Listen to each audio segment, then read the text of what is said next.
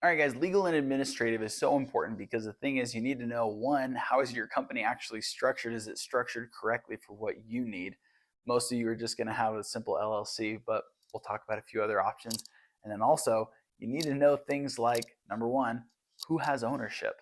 If you guys have already started your company and you've been going on for a few months now, and you and your partners haven't actually officially had that talk, or you think you've had that talk, but it's not on paper, now's the time to have that talk. Recognize who's putting what into the company. If you guys don't know how to actually distribute ownership, the way that people usually do it is who is bringing the skills, the opportunity, the business plan, the idea, the vision, who's going to carry it, who's going to put in the most hours and the most work into actually building the company, and then mostly who's actually going to be funding it. If you guys have people who are angel investors who want to come in and fund your idea, they will give you the money, but they are usually going to take a massive ownership stake in your company because they are the ones actually risking real material value. So, number one is who has ownership? If you guys haven't ever heard of this, the thing is called a cap table, and that is what we use to actually show ownership. What's going to happen is you guys want to go in and you want to actually delegate 100% of the ownership. You don't do this silly new entrepreneur game where you leave some ownership aside for later people.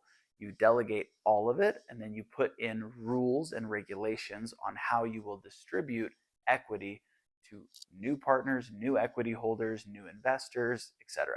So if somebody wants to come into your business later, let's say you've been going for a year, and maybe you own 70% and your partner owns 30. You've already put in rules that say that you guys will dilute or give away equity evenly. That means if somebody comes in and they're going to take 20%, you are both going to be contributing to that 20%. So recognize who has ownership, and that is determining who has equity on your cap table. Number two is what is the largest or legal structure of my business? I'm going to keep this one simple. Most of you have an LLC.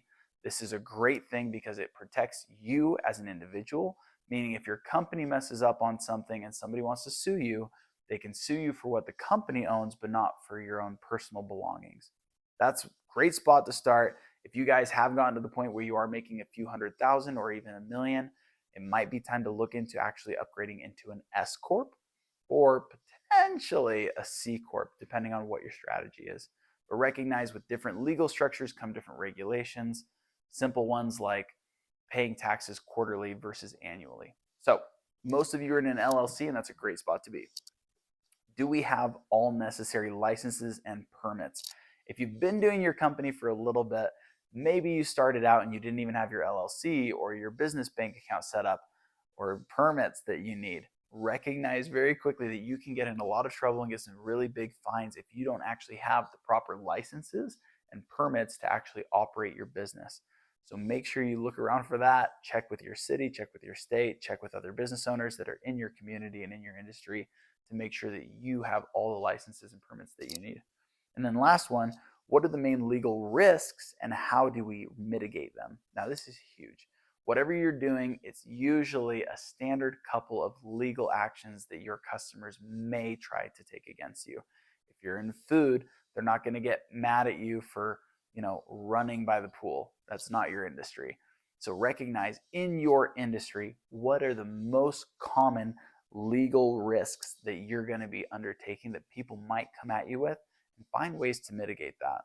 Easy ways to do it for things like a product are to make sure that you put specific language in that protects you. If it says, hey, you're not guaranteeing that this product will actually, you know, uh, give you muscles or increase your weight loss, it promotes it or things like that. And this is where you want to actually check with your legal counsel, check with specific specialized legal counsel in your industry that's going to help you to mitigate these risks before they even come to your front door.